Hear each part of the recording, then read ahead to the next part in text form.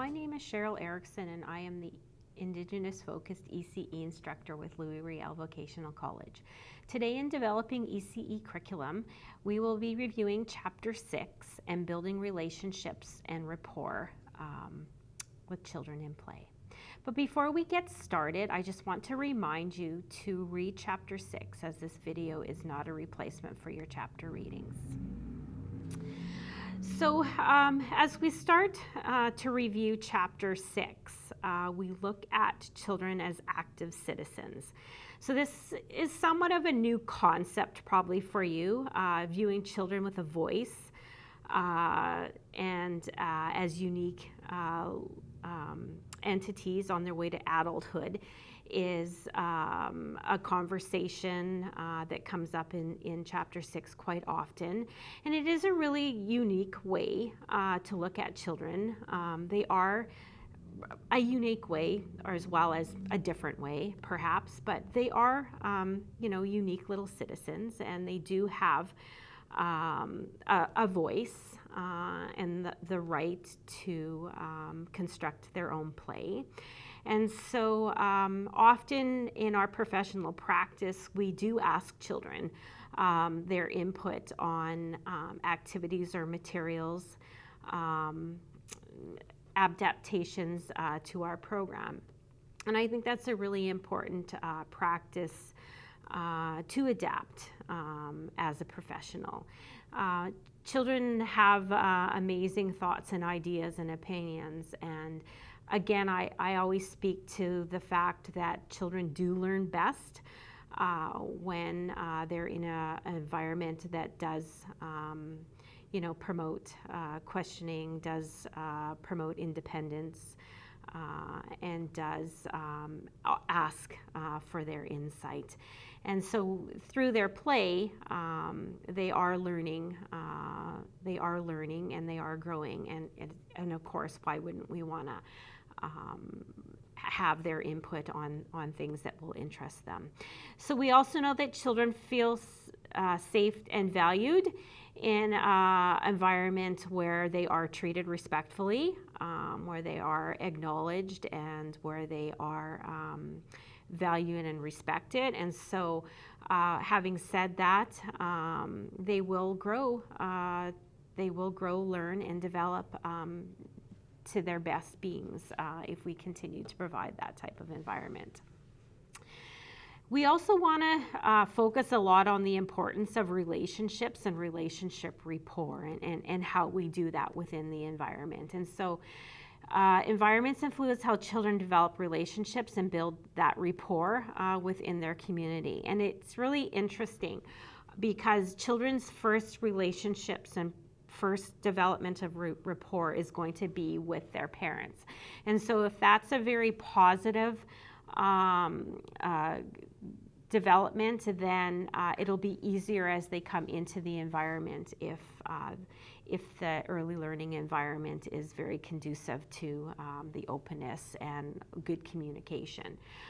With some children, that rapport might not have developed, and so it'll be a little bit different for them to get used to.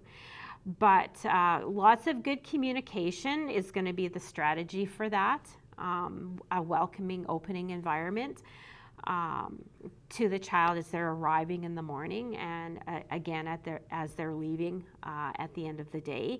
So those interactions with the staff within the environment and with the staff interacting with their parents and developing that rapport with their parents, it's really going to reinforce a reciprocal type of relationship with the child as well as the ECE. So we really want to build on those relationships because they're really, really important. Erickson's psychosocial theory is part of this framework as far as rapport development goes. The early learning students and professionals can use this guide when developing rapport and relationship with children and their families. And you're going to want to have a very open approach to conversations, because you're really going to want to promote that with families. And so you want to make sure that families have many different opportunities to engage in conversation with the staff.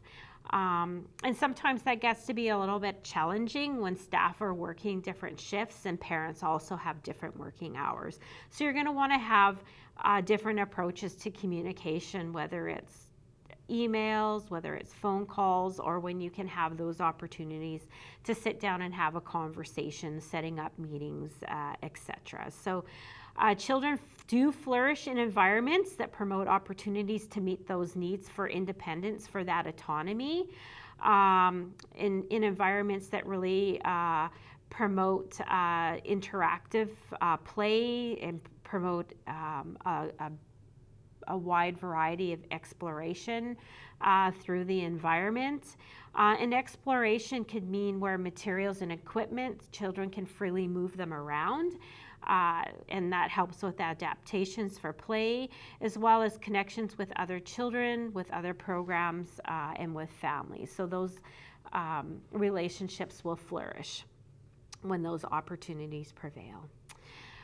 Attachment theory is a huge factor as well in that relationship rapport as well. So if we focus too much on learning within that structured curriculum, we may fail to pay enough attention to those social emotional development. And we really want to ensure that social and emotional development is growing as well, because that's going to be really huge as far as developing those self-regulation skills. And so we need to have an environment where our ECEs are very caring and nurturing, that they understand the importance of relationships and can really promote those the development of those psychosocial relationships and that development with the young children. So we really want to ensure that is being promoted in our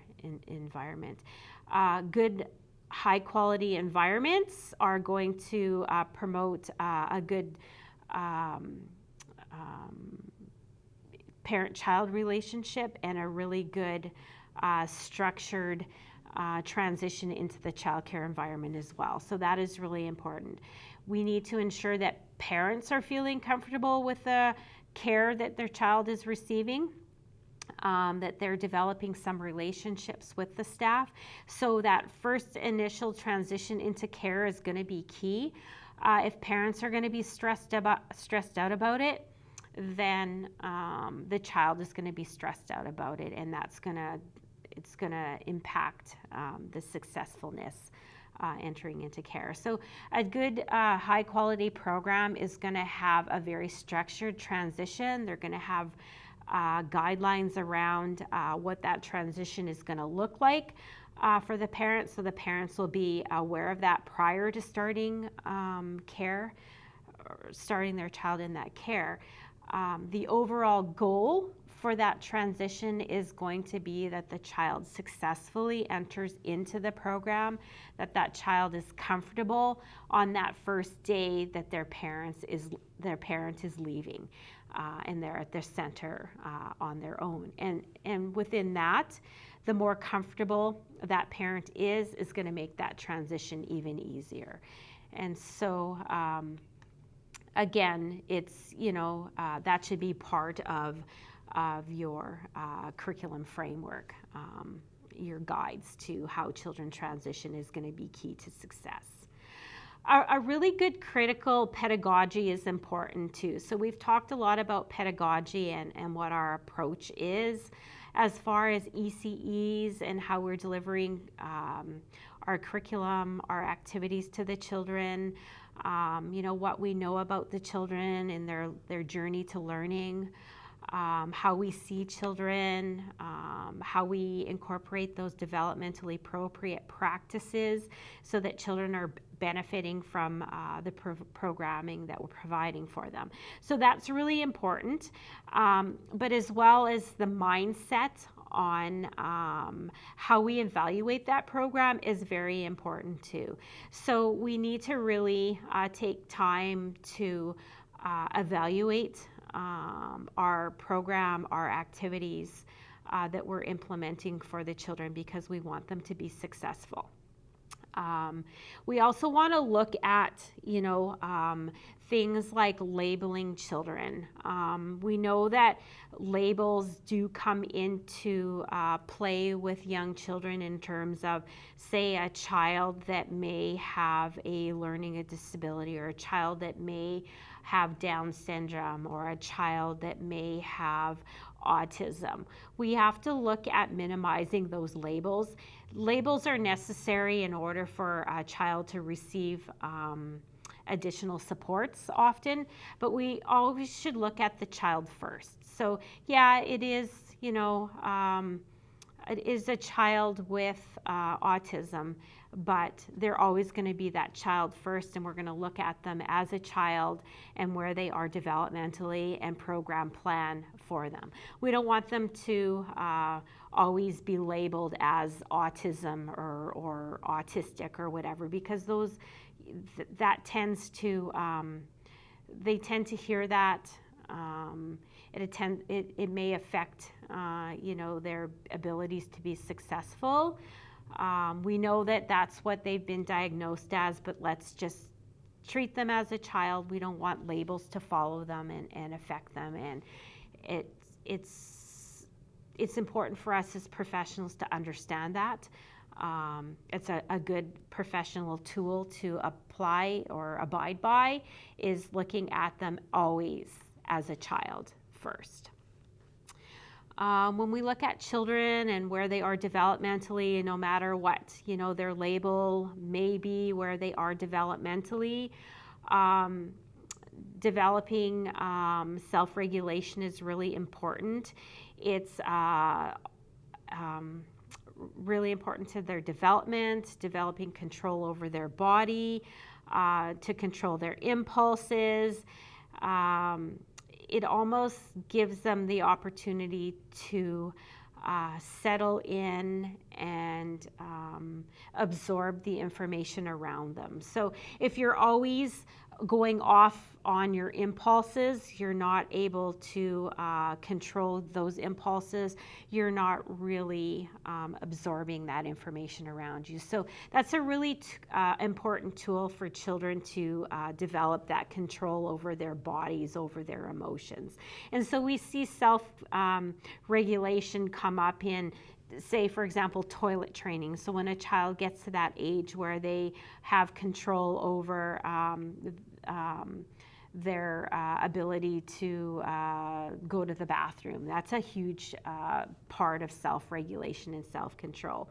To develop those control over their emotions and not always being reactive, but being able to communicate how they're feeling opposed to a temper tantrum is really important. So we really want to promote positive practices in our environment to give the children opportunities to develop those self-regulation skills. And so we want to, for young children, we want to give them the opportunities for social, emotional, and physical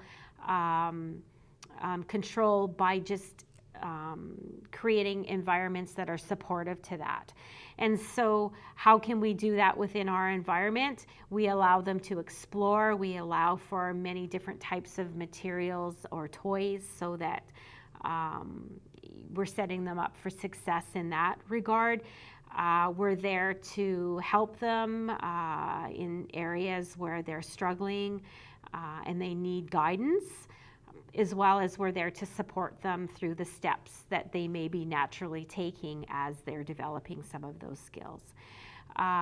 3 skills are required to achieve mature self-regulation. That's forethought, performance, and self-reflection as well. So those are skills that we're going to work with the children to achieve, to develop, and continually work towards as well.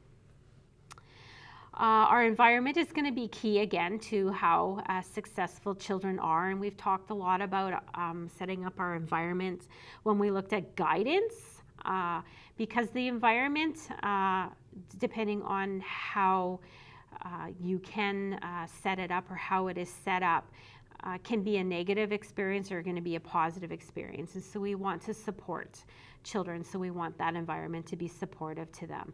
When children develop in a comfortable environment, where they feel safe, secure, loved, heard, respected, they will thrive. So we want to ensure that that environment is offering all that to the children. And we want to ensure that that environment is meeting their needs for large muscle, for small muscle, manipulative, quiet time for themselves. That's all important to developing those self-regulation as well.